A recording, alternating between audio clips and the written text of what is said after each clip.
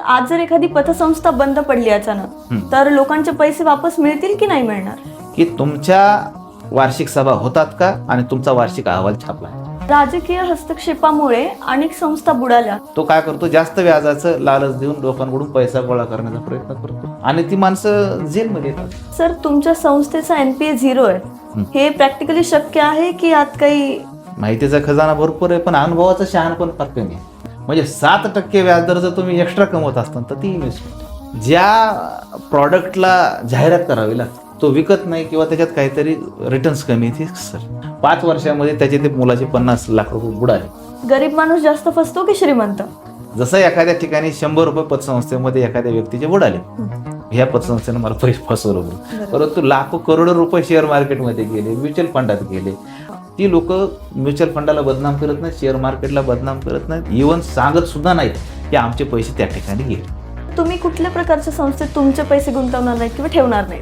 तर त्या संस्थांमध्ये ठेवींचा दर जो होता तो हा 14, 15, 18% होता. त्याच्यामध्ये जर ऑपरेटिंग कॉस्ट आपण धरली 5% आणि प्रॉफिट जर धरलं तर 28% कर्ज वाटप करायचे यावेळी त्या संस्थेवर येऊ लागले. तर निश्चितपणे ते कर्ज वसूल झाले नाही.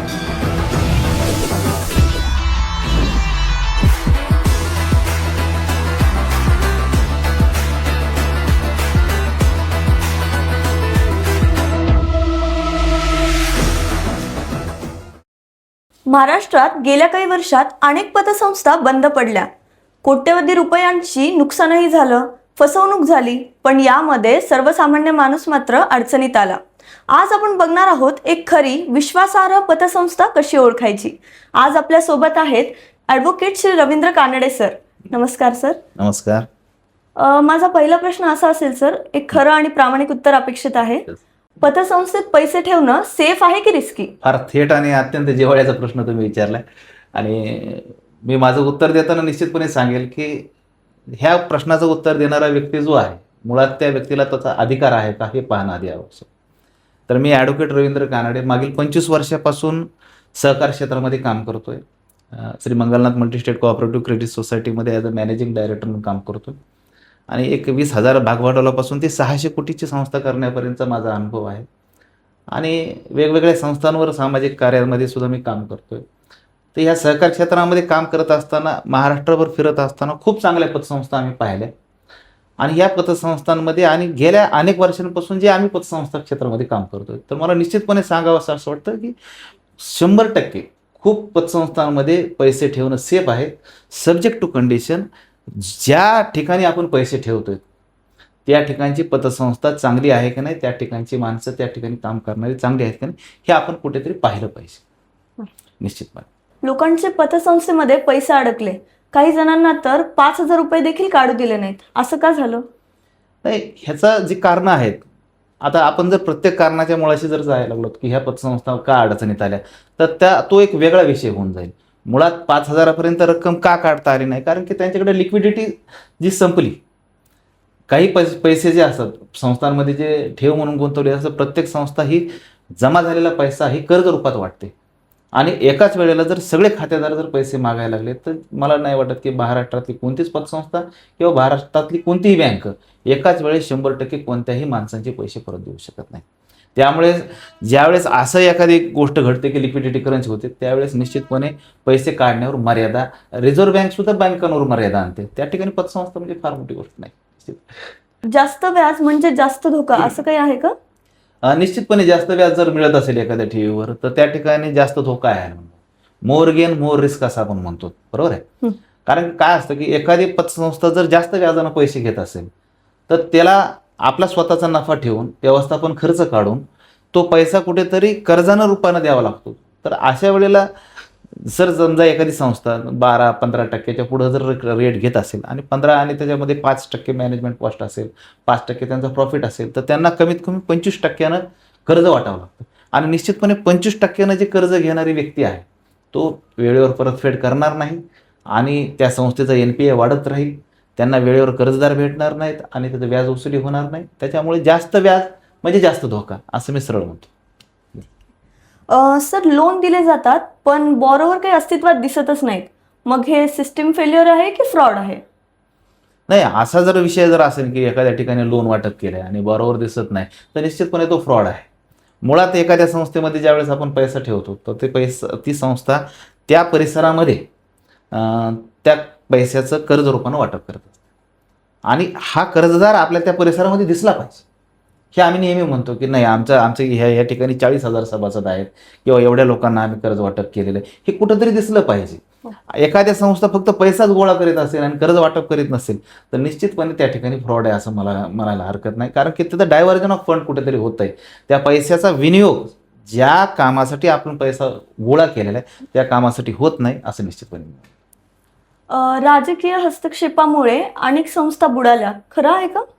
आता खरं तर राजकीय हस्तक्षेपामुळे संस्था बुडाल्या असं थोडंसं धाडसानं म्हणावं लागेल. परंतु राजकीय हस्तक्षेपापेक्षा आज अनेक अशा पतसंस्था आहेत की राजकीय व्यक्तीच्या पतसंस्था आहेत आणि ते चांगल्या चालत आहेत. बरोबर. त्या ठिकाणी आम्हाला काही अडचण नाही.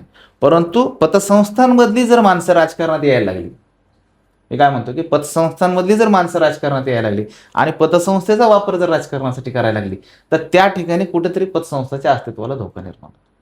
कारण की पतसंस्थातून राजकारणात आलेल्या माणसांना शेवटी राजकारण म्हणजे कुठेतरी आपण एखाद्याला विरोधक म्हणून तयार करतो त्या ठिकाणी आणि त्याचा पहिला जो वार असतो तो त्या पतसंस्थेवर असतो. कोणताही माणूस पहिल्यांदा बदनाम कोणाला करायचा प्रयत्न करतो तो पतसंस्थेला करायचा प्रयत्न. त्याच्यामुळे पतसंस्था हे काचेचं भांड आहे. लोकांचा विश्वास त्याच्यावर असतो. हा विश्वास चालवणाऱ्यानं जपला पाहिजे. ज्यांना ह्याच्यातून राजकारण करायचं त्यांनी राजकारणाचे जोडे संस्थेच्या बाहेर ठेवले पाहिजेत असं मला निश्चितपणे म्हणावंसं वाटतं. सर, आज जर एखादी पतसंस्था बंद पडली अचानक तर लोकांचे पैसे वापस मिळतील की नाही मिळणार? निश्चितपणे पैसे मिळतात. शेवटी आता हा सगळा ॲसेट लायबिलिटीचा खेळ आहे. आपण एखादी पैसा जर लोकांचा गोळा करत असतो आणि त्याच्या ठिकाणी योग्य ठिकाणी जर त्याची गुंतवणूक केली असेल तर आज न उद्या त्या ठिकाणी सगळ्या लोकांचे पैसे ते मिळणार आहेत. आता ह्याच्यामध्ये थोडा पेशन्स लोकांना ठेवावा लागतो. आता ज्या ठिकाणी असा काय प्रकार घडला की लोकांचे पैसे मिळाले नाहीत त्या ठिकाणी 100% फ्रॉड झाला आणि ती माणसं जेलमध्ये येतात. परंतु ज्या ठिकाणी कुठे काही अडचण नाही झाली, लिक्विडिटीचा प्रश्न निर्माण झाला, तिथे कालांतराने लोकांचे पैसे मिळाले आणि हे आतापर्यंत आपण पाहिलेलं.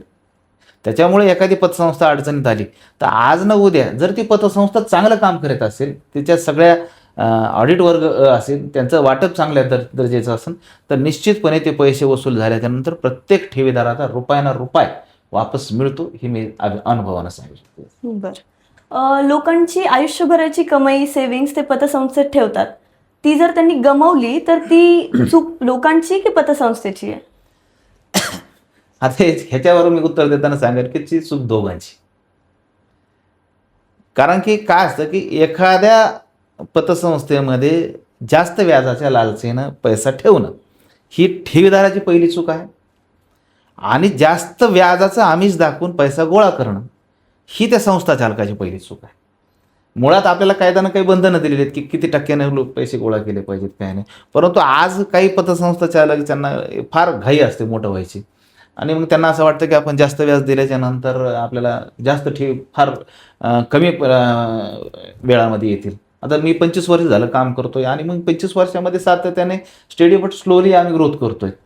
या ठिकाणी एखादा पतसंस्था चालक ज्यावेळेस नवीन संस्था घेऊन येतो मार्केटला त्याला असं वाटतं की मी 5 वर्षात मंगलनाथची बरोबरी करावी किंवा एखाद्या मोठ्या संस्थेची बरोबरी करावी आणि त्याची बरोबरी करण्याच्या प्रयत्नामध्ये तो काय करतो, जास्त व्याजाचं लालच देऊन लोकांकडून पैसा गोळा करण्याचा प्रयत्न करतो.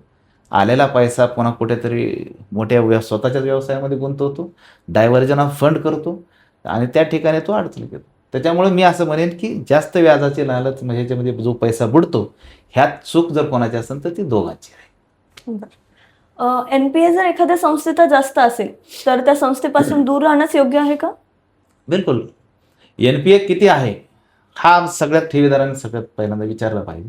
NPAचा अर्थ काय होतं की नॉन परफॉर्मिंग ॲसेट, की ज्या ॲसेटमधून ज्या आपल्या मालमत्तेतून संस्थेला काहीही उत्पन्न होत नाही ते ॲसेट म्हणजे NPA. तर अशी जर उत्पन्न ॲसेट जर एखाद्या संस्थेकडे तयार होत असतील तर ह्याचा अर्थ आज ना उद्या ती संस्था केवळ उत्पन्न होत नाही म्हणून अडचणीत येणार आहे, तिचा खर्च तर चालू आहे आणि उत्पन्न जर झालं नाही खर्च चालू असेल तर ह्याचा अर्थ काय होईल की ठेवीदाराच्या पैशातून खर्च चालू आहे.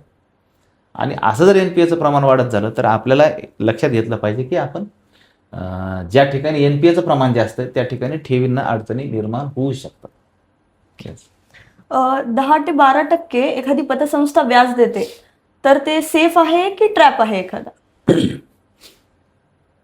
आता पुन्हा एकदा मी जे म्हणतो की आपण पतसंस्था हे एक व्यवसाय आहे. आता तो जरी सेवाभावी असला व्यवसाय तरी हा एक व्यवसाय आहे. त्याच्यामध्ये प्रॉफिटेबिलिटी ऑलवेज मॅटर्स. एखादी संस्था 10 ते 12% जर ठेवी घेत असेल तर ती कर्ज वाटप काय दराने करते हा महत्त्वाचा प्रश्न आहे. ती जर 16% 18% दराने जर कर्ज वाटप करत असेल, त्यांची ऑपरेटिंग कॉस्ट जर कमी असतील, त्यांचा प्रॉफिट मार्जिन जास्त चांगला असेल, त्यांचे कर्ज सगळे ॲसेट चांगले असतील, NPAचं प्रमाण जर कमी असेल आणि त्यांना उत्पन्न जर चांगलं असेल तर निश्चितपणे 10 ते 11-12% व्याज देऊन चांगल्या पद्धतीनं काम करणाऱ्या संस्था आजही महाराष्ट्रामध्ये सापडतील. परंतु 10%च्या पुढं ठेवीचा दर नसावा हे असे आम्ही अपेक्षित करतो. आज ज्या संस्था अडचणीत आलेल्या आहेत आपण किंवा पाहतो, तुम्ही जो नेहमीचा प्रश्न आम्हाला विचारला की पतसंस्थांमध्ये लोकांच्या ठेवी अडकल्या आहेत, तर त्या संस्थांमध्ये ठेवींचा दर जो होता तो हा 14, 15, 18% पर्यंत होता. त्याच्यामध्ये जर ऑपरेटिंग कॉस्ट आपण धरली 5% आणि प्रॉफिट जर धरलं तर 28% कर्ज वाटप करायची वेळ त्या संस्थेवर येऊ लागली. तर निश्चितपणे ते कर्ज वसूल झाले नाहीत, त्या ठिकाणी फार मोठं अडचणी त्यांना निर्माण झाल्या. त्याच्यामुळे 10% जर एखाद्या संस्थेचा दर असेल तर तो रिझनेबल आहे असं मी सांगतो. बरं. सर, ऑडिटमध्ये A ग्रेड असणे म्हणजे काय, आणि जर तो नसेल तर कितपत धोका आहे? ऑडिट अ वर्ग असणे म्हणजे त्या संस्थेचं व्यवस्थापन जे शासनाला अभिप्रेत आहे त्या दर्जाप्रमाणे आहे असा त्याचा अर्थ निघतो. अ वर्ग मिळण्यासाठी काही गुणतालिका शासनानं नियमित केलेल्या आहेत आणि त्या गुणतालिकेप्रमाणे जर त्याच्यामध्ये त्यांना मार्क्स मिळाले ऑडिटमध्ये, त्याच्यामध्ये व्यवस्थापनावर आहे, व्यवस्थापन समिती आहे, त्यांचे कर्जाचे व्याजदर आहेत, कर्ज वाटप आहे, ह्या सगळ्या गोष्टी ज्या आहेत त्या गोष्टींवर जो भर शासनाने दिलेला आहे त्याला काही मूल्य, एक तक्ता दिलेला आहे गुणांचा. त्या गुणांची बेरीज केल्याच्या नंतर त्यांना कोणता वर्ग द्यायचा तो ठरलेला आहे. त्याच्यामुळं अ वर्ग जर एखाद्या संस्थेला असेल तर निश्चितपणे ती संस्था चांगली आहे असं आपण म्हणू शकतो. एका सर्वसामान्य माणसाने पतसंस्थेत किंवा कुठल्याही संस्थेत पैसे ठेवण्याआधी कुठल्या 5 गोष्टींवर लक्ष दिलं पाहिजे जेणेकरून फसवणूक होऊ नये? निश्चितपणे हा एक प्रश्न खूप चांगला प्रश्न आहे. सामान्य माणसाने पतसंस्थांमध्ये पैसे ठेवताना नेमकं काय पाहावं, तर सगळ्यात पहिल्यांदा की ही पतसंस्था किती वर्ष जुनी आहे. जसं आपण म्हणतो की जेवढे जास्त वर्ष त्या पतसंस्थेला झाले असेल तेवढे सगळे चांगले आणि वाईट अनुभव तिला आलेले असतात, म्हणजे ती मजबूत स्थितीमध्ये असते. फार वर्षापासून आहे म्हणजे ती नफ्यात आहे, तिथे एक व्यावसायिकता आहे, तिथल्या लोकांना सहकाराचा अनुभव आहे, त्यांचा स्वनिधी तयार झालेला असतो, त्यांचं बॅलन्स शीट चांगलं असतं. आणि खूप वर्षापासून जर एखादी संस्था अ वर्गामध्ये असेल तर निश्चितपणे ती चांगली हे पाहिलं पाहिजे आपण. एखादी संस्था नवीन येते आणि त्या ठिकाणी कुठेतरी त्याचं मार्केटिंग फार जोरात होतं आणि मोठमोठे ऑफिसेस असतात, हे ते असतात, तर ह्या गोष्टींकडे ठेवीदारानं पाहू नये. ठेवीदारानं सरळ एक प्रश्न केला पाहिजे, काय की तुमच्या वार्षिक सभा होतात का आणि तुमचा वार्षिक अहवाल छापला आहे. जर एखादी संस्था पारदर्शक असेल तर निश्चितपणे छापलेला वार्षिक अहवाल तुमच्या समोर ठेवा.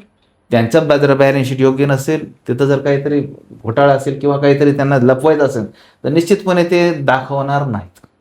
त्याच्यामुळे एखाद्या व्यक्तीनं जर पतसंस्थेमध्ये पैसे ठेवायचे असेल तर सरळ त्यांना वार्षिक अहवाल मागितला पाहिजे. त्या संस्थेचा NPA किती आहे हा विचारला पाहिजे. त्यांच्या कर्ज वाटप कोणत्या ठिकाणी होतं हे पण विचारलं पाहिजे आणि त्यांच्या वसुलीचं प्रमाण कसं आहे हे सुद्धा विचारलं पाहिजे. आणि सगळ्यात महत्त्वाचं म्हणजे काय की त्या ठिकाणी काम करणारी जी माणसं आहेत त्यांना सहकारातला अनुभव आहे का, सहकार कायद्याचा अनुभव आहे का, हे सुद्धा आपण खरं तर विचारलं पाहिजे. कारण की ज्या माणसांना सहकार कायद्याचा अनुभव आहे तीच माणसं चांगल्या पद्धतीने व्यवस्थापन त्या ठिकाणी करू शकतात. त्या ठिकाणी ही अपेक्षा आपण ठेवू शकतो की पतसंस्थांचं जे काही नियामक मंडळानं जे व्याजदर ठरवून दिले त्या व्याजदराप्रमाणे त्या ठिकाणी ठेवी स्वीकारल्या जातात आणि कर्ज वाटप केलं जातं. ह्या सगळ्या गोष्टी त्या ठिकाणी आहेत. कोर बँकिंगचं सॉफ्टवेअर आहे का हे सुद्धाही आपण पाहिलं पाहिजे. कारण की कोर बँकिंगचं जर सॉफ्टवेअर असेल तर त्या ठिकाणी रिअल टाईम ट्रान्झॅक्शन असतं, त्या ठिकाणी फ्रॉड होण्याचे चान्सेस फार कमी असतात. दुसरी गोष्ट म्हणजे त्या ठिकाणी अनुभवी स्टाफ आहे का. जर एखाद्या ठिकाणी 10-10, 20-20 वर्षापासून लोक काम करतायत आणि चांगल्या क्वालिफाईड लोक जर काम करतात तर त्या ठिकाणी फ्रॉड होण्याची शक्यता फार कमी असते. तर अशा काही गोष्टी बेसिक निश्चितपणे सगळ्याच माणसांना फायनान्शियल पोझिशन कळणार नाही. बॅलन्स शीट जर एखाद्या व्यक्तीला दिलं तर त्याला कदाचित कळणार नाही. परंतु जसं एखादा ठोकताळा आपण म्हणू शकतो की एखादी संस्था चांगली आहे का वाईट हे अनुभवातून आपल्याला जे मिळालं पाहिजे ते आपण सांगू शकतो. आता ह्याच्यामध्ये काय असतं की माहितीचा खजाना भरपूर आहे लोकांकडे, माहितीचा खजाना भरपूर आहे, पण अनुभवाचं शहाणपण फार कमी आहे. आता माझ्याकडे एक कस्टमर होता, त्या कस्टमरची खूप मोठी रक्कम माझ्याकडे होती आणि जवळपास एक 25 वर्षापासून तो माझ्याकडे होता. 20 लाखाचे जवळपास त्याचे आमच्याकडं 25 वर्षामध्ये 1 कोटी रुपये जमा झाले होते. त्याचा मुलगा आल्याच्या नंतर त्यानं आम्हाला सांगितलं की बाबा मला दुसऱ्या एका पतसंस्थेमध्ये पैसे ठेवायचे किंवा दुसरीकडे गुंतवायचे आहेत. आता तसं म्हणणं चुकीचं आहे, परंतु आम्ही त्यावेळेस त्यांना सांगितलं होतं की हे पैसे गुंतवू नका, आमच्याकडे रेट ऑफ इंटरेस्ट 10% आहे, समोरच्या पतसंस्थेमध्ये हा 14-15% भेटतोय, हा आम्हाला वाटत नाही की सस्टेनेबल आहे, आमचा रेट ऑफ इंटरेस्ट 15% तर कर्जाच आहे. बरोबर. परंतु त्या ठिकाणी तो मुलगा ऐकत नव्हता. परंतु वडिलांचा जो फेथ होता तो आमच्यावर होता आणि आम्ही काय केलं की त्यांनी सरळ त्याचे 2 तुकडे केले त्या म्हणजे रकमेचे, किंवा तू 50 लाख रुपये ठेव तुझ्यापाशी आणि 50 लाख रुपये मी माझ्यापाशी मंगलनाथकडे ठेव. मला सांगायला अनुभव वाटतो की म्हणजे आनंद वाटतो की 5 वर्षामध्ये त्याचे ते मुलाचे 50 लाख रुपये बुडाले आणि ज्या वडिलांनी 50 लाख रुपये आमच्याकडे ठेवले होते त्याचे 5-7 वर्षामध्ये दुप्पटून त्याचे 1 कोटी रुपये झाले. म्हणजे ह्या ठिकाणी माहितीचा खजिना मुलाकडे खूप होता, पण अनुभवाचं शहाणपण नव्हतं.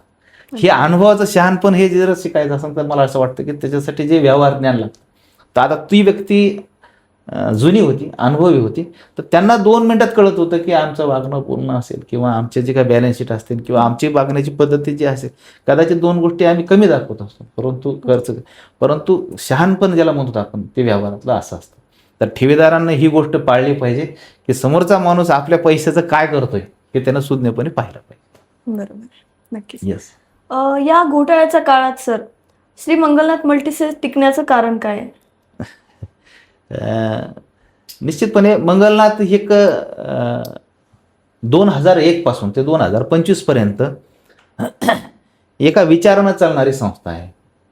म्हणजे काय असतं म्हणतं की 21व्या शतकाची आव्हानं पेलण्याची क्षमता, कार्यक्षम व्यवस्थापन आणि तत्पर सेवा हे ब्रीदवाक्य घेऊन आम्ही चालतोय.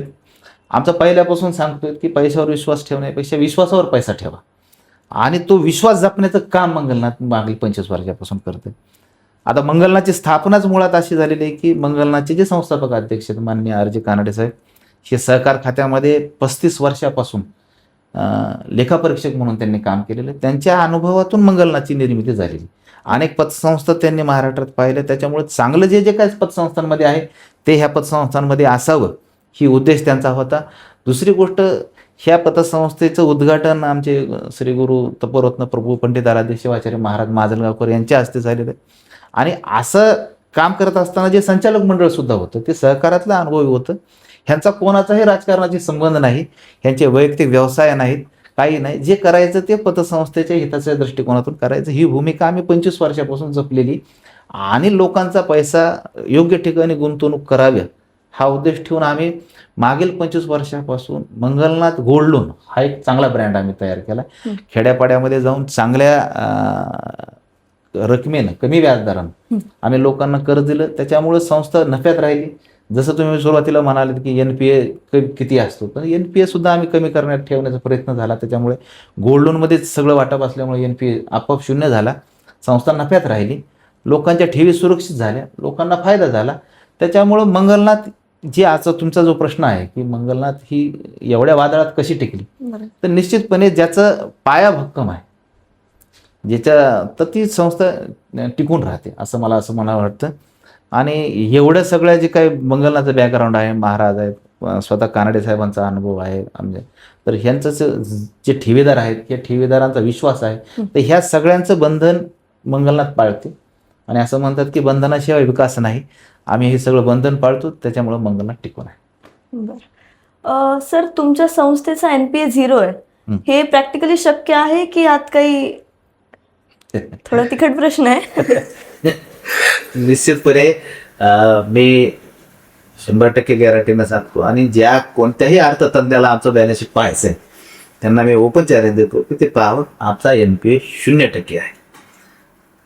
कारण की NPA जो विषय असतो तो NPAचा विषयच असा आहे की त्याला आपण म्हणतो की नॉन परफॉर्मन्स, अनुत्पादित निधी की त्याच्यापासून उत्पन्न मिळत नाही. बऱ्याचदा काय होतं, कर्ज वाटप करताना पतसंस्था असतील, बँका असतील, अशा ठिकाणी कर्ज देतात की त्या ठिकाणी ते कर्ज अडकतं ठिकाणी आणि त्याच्यातून काही उत्पन्न पाहिजे ते भेटत नाही. परंतु मंगलनाथने आतापर्यंत 98% कर्ज वाटप केवळ सोने तारण गोल्ड लोन मध्ये केलेले आणि त्याच्यातून आम्हाला आतापर्यंत कधीही धोका झाला नाही. आतापर्यंत तुम्ही बघतात की सोन्याचे भाव वाढत होते ठिकाण, आमचं कर्ज 100% वसूल होतं. आजपर्यंत आम्हाला लिलाव करायची गरज पडली नाही आणि वसूल झाल्यामुळे त्याचा नफा संस्थेला भेटतो. त्यातून आम्ही खूप काही तरतुदी केल्या, स्वनिधी आमचा वाढलेला आहे, NPA साठी तरतुदी केलेल्या आहेत आणि त्याच्यामुळे मी 100% खात्रीने सांगतो की आमचा NPA 0% आहे.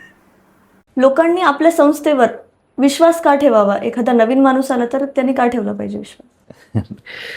निश्चितपणे मी असं म्हणेल की ज्या संस्थेची स्थापनाचं मुळात त्याचा पाया जो आहे, जसं म्हणलं की म्हणजे संस्थापक अध्यक्ष माननीय R.G. कानडे साहेब, ज्यांचा 35 वर्षातला अनुभव आहे सहकारातला, त्यांच्या संकल्पनेतून ही संस्था निर्माण झालेली आणि 25 वर्षापासून सहकाराशी संलग्न असणारी माणसं ह्या संस्थेमध्ये कार्यरत आहेत.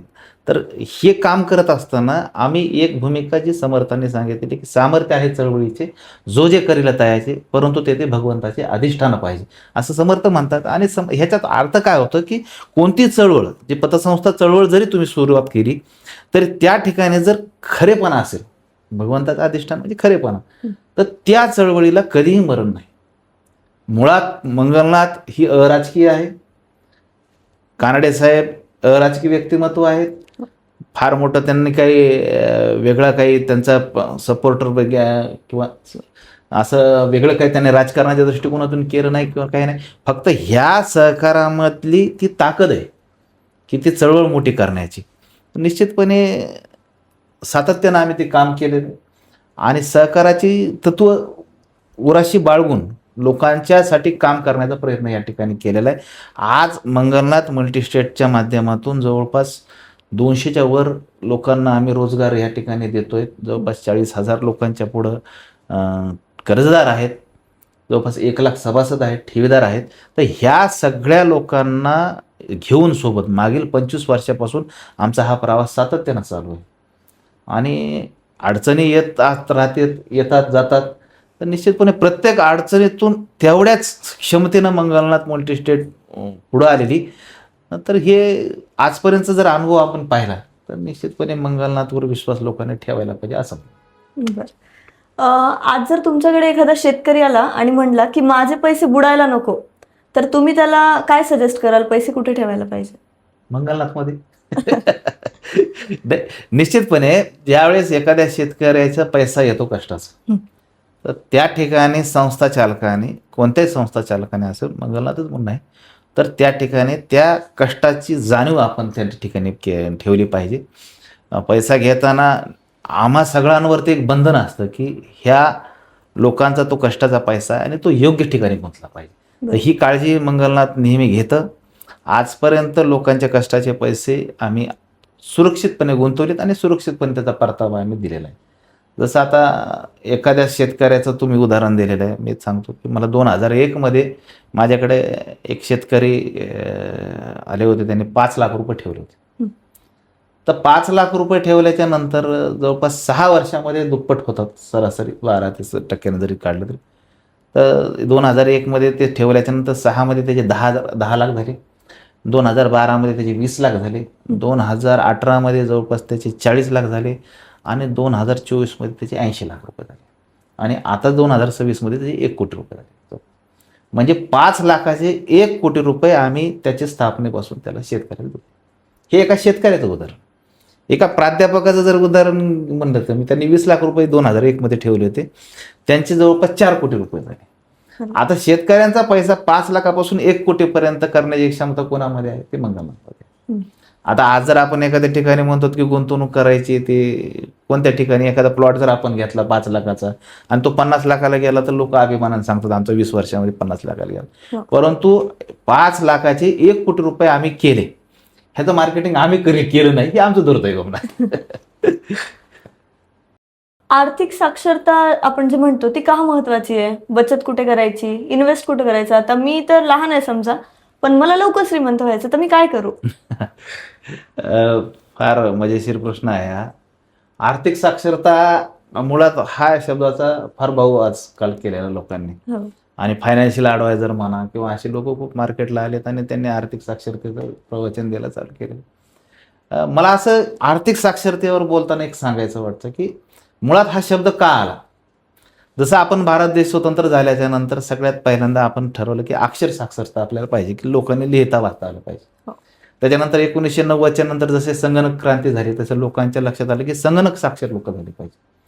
जशी आपल्याकडे सुबत्ता यायला लागली तसं लोकांच्या लक्षात आलं की लोकांकडे पैसा यायला लागला.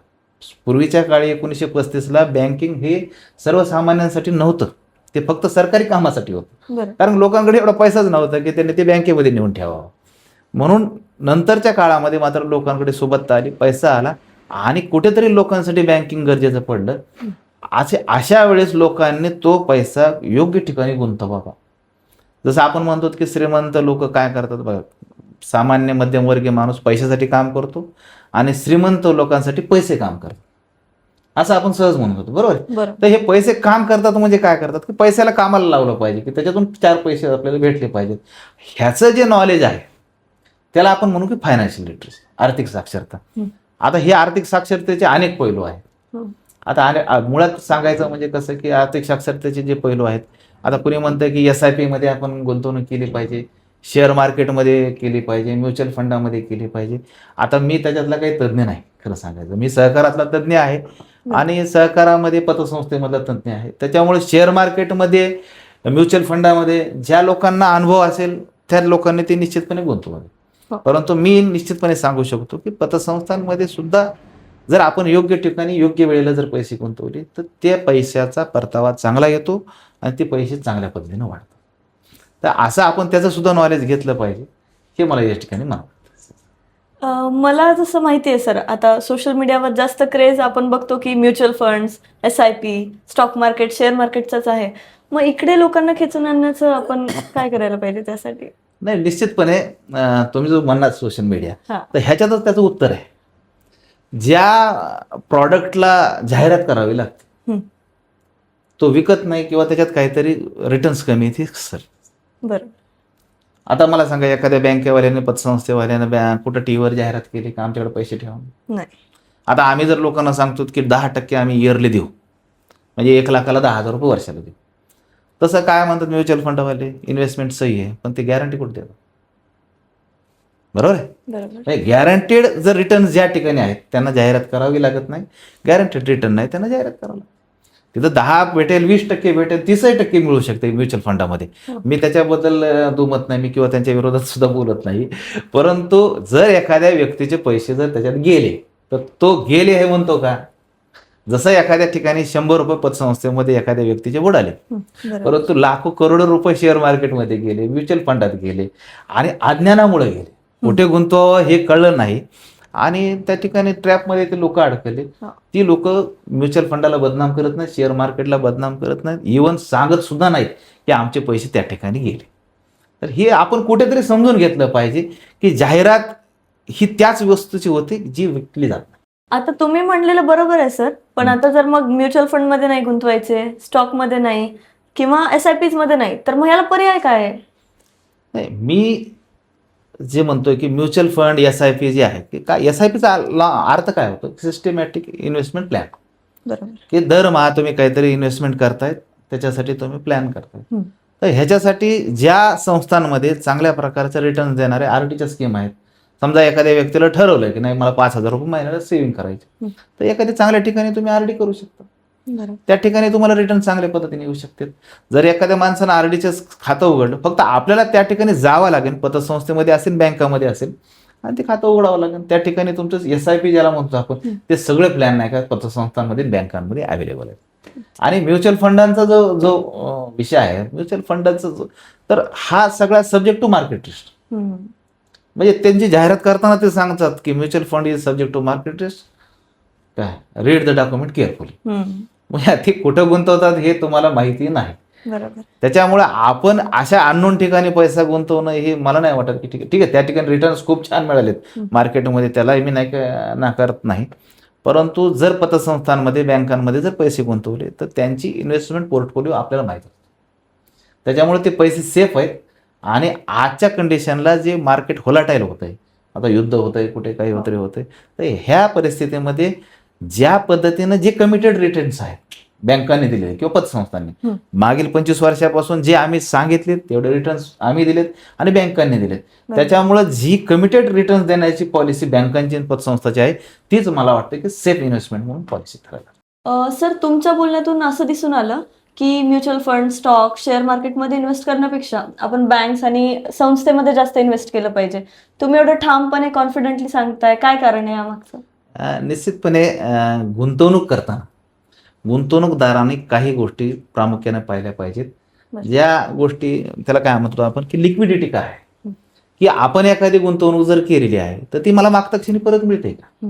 जर समजा आपण याला एखाद्या इन्शुरन्समध्ये किंवा एखाद्या ठिकाणी म्युच्युअल फंडामध्ये जर ते गुंतवणूक केली तर ती लगेच परत मिळत नाही. त्या ठिकाणी लिक्विडिटीचा प्रॉब्लेम मिळते नाही अशातला भाग नाही, परंतु तुम्हाला ती पूर्ण व्याजासहित मिळत नाही किंवा काही त्याच्यामध्ये कमिशन कटते.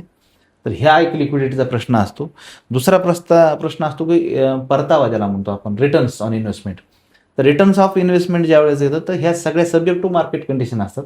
तर त्यावेळेस रिटर्न्स ऑफ इन्व्हेस्टमेंट हा अदृश्य असतो, आपल्याला माहीत नसतो. तर पतसंस्थांमध्ये बँकांमध्ये रिटर्न्स ऑफ इन्व्हेस्टमेंट किती मिळणार ते माहीत असतं.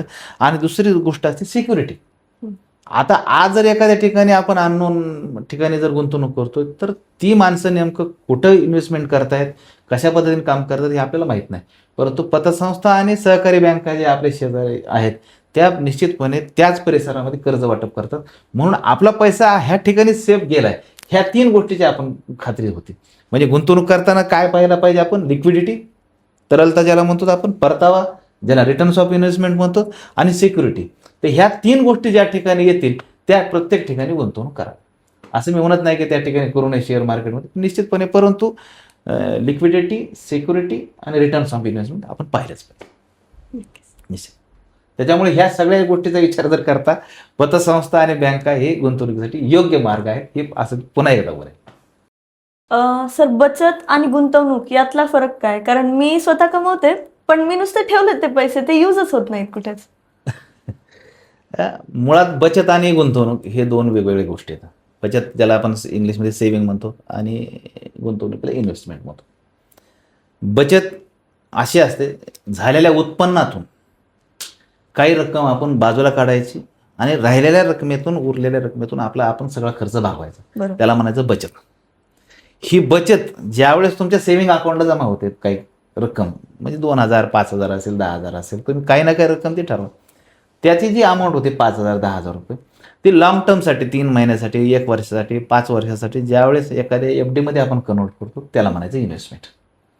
बचतीचा व्याजदर हा कमी असतो, इन्व्हेस्टमेंटचा व्याजदर जास्त असतो.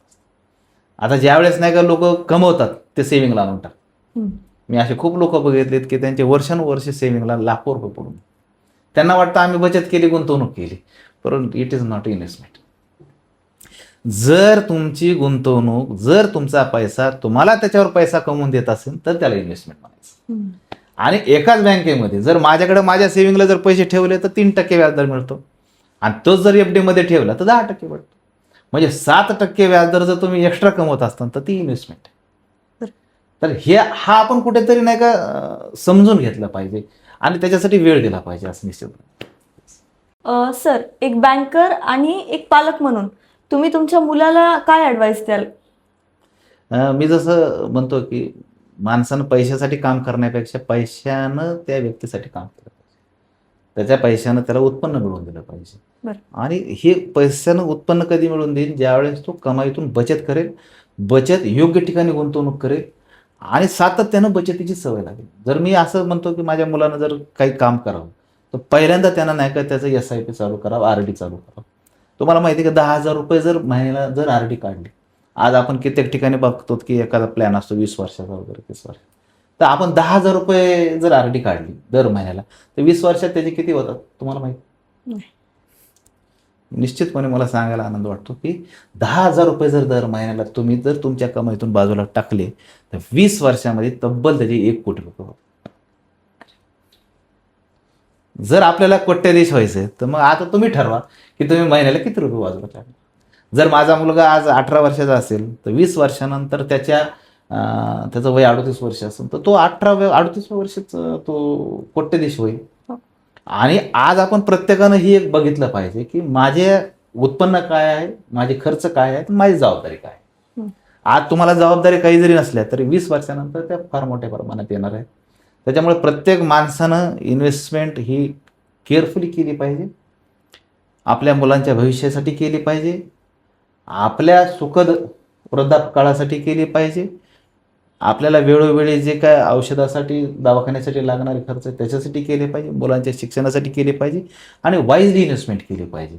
आज जी मुलं मी पाहतो ना की त्यांना लाख रुपये पगार आहे परंतु 10,000 रुपये सुद्धा ते बाजूला काढत नाहीत. त्यांनी निश्चितपणे कोणत्याही पतसंस्थेमध्ये, चांगल्या पतसंस्थेमध्ये, बँकांमध्ये RDचं खातं चालू करावं आणि 20 वर्षांमध्ये निश्चितपणे त्यांना तेवढा परतावा मिळू शकतो. बरं. सर, आता तुम्ही म्हणताय की इन्व्हेस्ट करणं महत्त्वाचं आहे, पण अजून आमच्या डोक्यावर कसली जिम्मेदारी नाही आहे. जेव्हा येईल त्यावेळेस इन्व्हेस्ट करूया, बरोबर आहे की नाही? नाही, आपण हे असं म्हणल्यासारखं होईल की तहान लागल्यावर आपण विहीर खात बरोबर. जोपर्यंत असं म्हणतात जवळ हे असेल सकल सिद्ध तव तू आपले सोयीत पाय, असं तुकाराम महाराजांनी सांगितलंय की जोपर्यंत तुमच्या सगळ्या गोष्टी तुम्ही फुलफिल करू शकतात. आज तुम्हाला काही अडचण नाही आहे, तुम्हाला घराच्या जबाबदाऱ्या नाही आहे, तुम्हाला कोणत्याही गोष्टीचं बर्डन नाही आहे, त्यावेळेस तुम्ही ठरवू शकता की मी इन्व्हेस्टमेंट किती करायची. एकदा जर तुमचं पाठीमागं काही खर्च चालू झाले आणि त्याच्यातून जर उत्पन्नातून जर ते तुम्हाला EMI द्यावा लागले किंवा खर्च द्यावा लागले तर मग इन्व्हेस्टमेंट कधी करणार, बरोबर आहे. तर त्याच्यामुळे तरुणांसाठी माझा हा सल्ला असेल किंवा आज ज्या माणसांचं वय 20-30 वर्ष आहे त्यांनी आजपासून इन्व्हेस्टमेंटला सुरुवात करायला हरकत नाही. 10,000ची जरी RD काढली तरी ती सुद्धा खूप मोठ्या प्रमाणात. RDचा लॉंग टर्म काय होतं, रिकरिंग डिपॉझिट, म्हणजे सातत्यानं ज्यावेळेस आपण त्याच्यामध्ये दरमहा ठेवतो. रिकरिंग म्हणजे आवर्त ठेव, जसं आपण म्हणतो ना 11 आवर्तनाचा अभिषेक, म्हणजे एकच मंत्र तो 11 वेळेस म्हणला जातो. तसं एखादी अमाऊंट 10,000 रुपये, 20,000 रुपये तुम्ही सातत्यानं ज्यावेळेस ते भरायला लागतात त्यावेळेस ती अमाऊंट आपोआप व्याजाला व्याज मिळत मिळत ती वाढत राहते. तर ही सवय आपल्याला लागली पाहिजे आणि ती तरुण वयात जर लागली तर निश्चितपणे ती माणसं श्रीमंत. मी असं खूप लोक पाहिलेले आहेत की ज्यांना 2001 पासून माझ्याकडे एक कस्टमर होता की 500 रुपये दर महिन्याला येऊन ते FD करायचे. तर मला सुद्धा कमाल वाटायची त्यांची की 500 रुपये FD करायचे आणि ते दर महिन्याला येऊन करायचे. त्यावेळेस आमचं FD जरी 7 वर्ष होतं तर त्याने 7 वर्ष डबल करत राहिले. तर 7 वर्षानंतर दर महिन्याला ते 1,000 रुपये घेतले होते. नंतर त्यांनी 5,000वर नेले तर 7 वर्षानंतर दर महिन्याला त्यांना 10,000 रुपये चालू झाले. तर ही एक वाईज इन्व्हेस्टमेंट ज्याला म्हणतो आपण, तर ती केली पाहिजे. बचतीची सवय लागली पाहिजे. सगळं खर्च करून राहिलेला पैसा बचत करणं म्हणजे बचत नाही. आपण जी कमाई करतो त्याच्यातून एक ठराविक अमाऊंट आपल्या इन्शुरन्ससाठी असेल, आपल्या फॅमिली प्लॅनिंगसाठी असेल, आपल्या भविष्यासाठी असेल, इमर्जन्सी फंड म्हणून असेल, ही बाजूलाच काढली पाहिजे आणि उरलेला पैसा जो आहे तो खर्च केला पाहिजे. ह्याला मी बचत म्हणेन. आपण रॅपिड फायर राऊंडकडे वळूया सर. मी प्रश्न विचारते, तुम्हाला झटपट उत्तर द्यायचं त्याचं. गोल्ड लोन सेफर की पर्सनल लोन? निश्चितपणे गोल्ड लोन, कारण की गोल्ड लोन तारणी कर्ज आहे, पर्सनल लोन अतारणी कर्ज. ऑडिट रिपोर्ट की political support? Audit report compulsory. Branch मोठी म्हणजे संस्था स्ट्रॉंग असते का? नाही, ब्रांच ज्याच्या जास्त आहेत त्याचा एक्सपेन्स सुद्धा जास्त असतो. त्याच्यामुळे आपण त्या सुद्धा गोष्टी पाहिल्या पाहिजे. गरीब माणूस जास्त फसतो की श्रीमंत?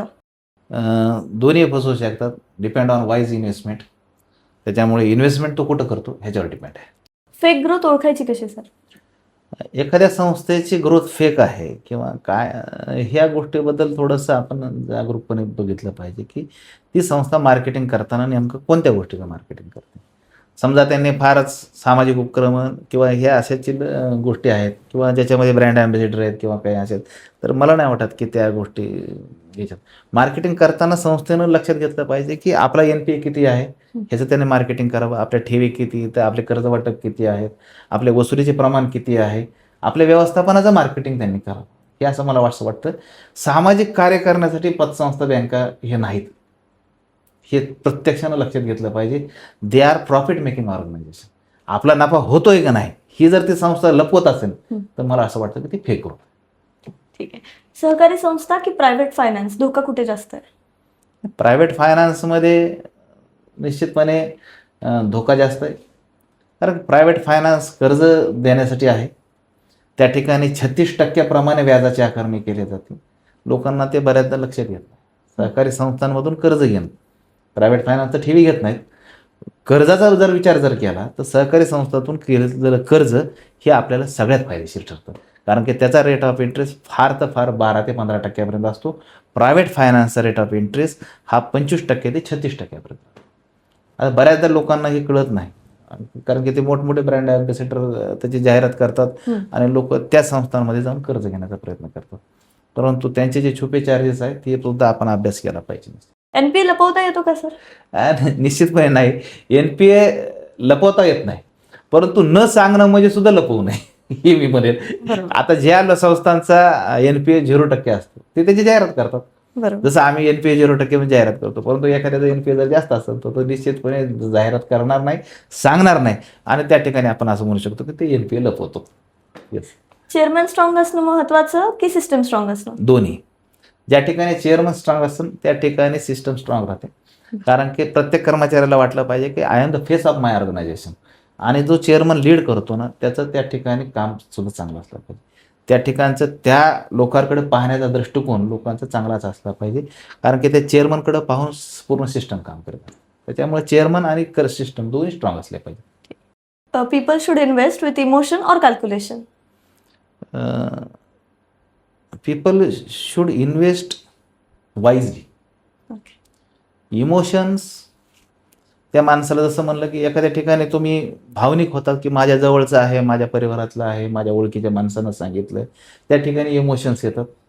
त्या ठिकाणी फसण्याची चिन्ह जास्त असतात की माझ्या जवळचा पाहुणाच आहे म्हणून मी त्याच्याकडे पैसे ठेवले. द थिंग कॅल्क्युलेशनमध्ये पुन्हा तोच प्रश्न येतो की मला त्या ठिकाणी जास्त व्याजदर भेटायला लागलेत आणि म्हणून मी त्या ठिकाणी इन्व्हेस्टमेंट करतो, तर त्या ठिकाणी फसण्याची शक्यता जास्त असते. त्याच्यामुळे इमोशनली आणि कॅल्क्युलेशन करून नाही तर वाईजली, ज्याला म्हणतो तर आपण की माहितीचा खजाना खूप आहे आपल्यापाशी, पण व्यवहाराचा शहाणपण ज्याला आपण म्हणतो, त्याच्यामुळे माणसाने वाईजली इन्व्हेस्टमेंट करावी असं मी म्हणतो. ठीक आहे सर, तुम्ही कुठल्या प्रकारच्या संस्थेत तुमचे पैसे गुंतवणार नाहीत किंवा ठेवणार नाहीत? कुठल्या प्रकारच्या संस्थेमध्ये पैसे तुमचे ठेवणार नाहीत? नाही, ज्या ठिकाणी व्याजाचं आमिष दाखवलं जातं, लोकांची दिशाभूल केली जाते, पतसंस्थांचं बॅलन्स शीट दाखवण्यापेक्षा नको त्या गोष्टींचं मार्केटिंगवर भर जास्त असतो.